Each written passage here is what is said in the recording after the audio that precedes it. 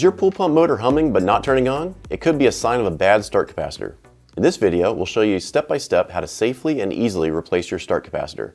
If you're not sure how to test a capacitor, we've linked a helpful video in the description. Let's get started. The first thing you want to do is make sure there's no electricity running to the motor, so you want to turn the power off at the breaker. Typically, a start capacitor is going to be located at the back of the motor, so we're going to need to remove the back cover. On this particular motor, we're going to use a flathead screwdriver, or you can use a nut driver to loosen the screws at the back. Once you get those loose, you can go ahead and remove the back cap. Alright, and as a precautionary measure, you can use a voltmeter to make sure there's no power running to the motor, so you can check it where the wires come into the motor or at the capacitor. You just want to make sure there's no power running to it. There's a chance that the old capacitor could be holding a charge, so what you want to do is take an insulated screwdriver and lay it across the two terminals of the capacitor, and then it'll discharge it. Alright, this particular start capacitor has a saddle clamp around it, so you'll take the Phillips head screwdriver and loosen up the screw that secures the saddle clamp.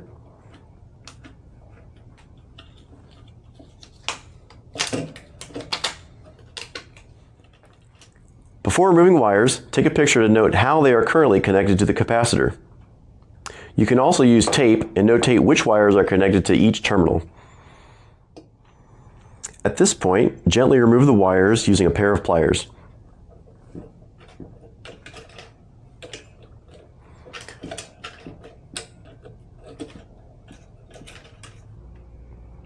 Okay, replacing a start capacitor, you want to make sure you match up the microfarad rating as well as the voltage. On this particular capacitor, it's 161 to 193 microfarad, so it'll say either MFD or UF next to that rating, and then the voltage is 110. Alright, now we're going to reinstall a new capacitor, and the wires are going to be connected in the same fashion they were on the old capacitor. So in this case, two yellow wires are going to go to one terminal, and the white and red wire is going to go to the opposite terminal.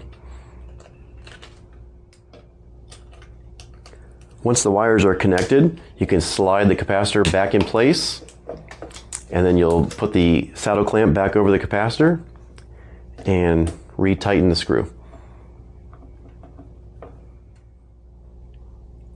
Next, you'll put the cover back on the motor and retighten the two screws.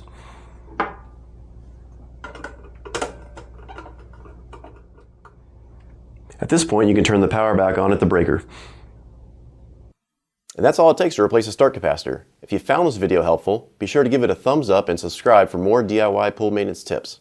For all your pool and spa needs, visit inyoPools.com. Thanks for watching, and we'll see you next time.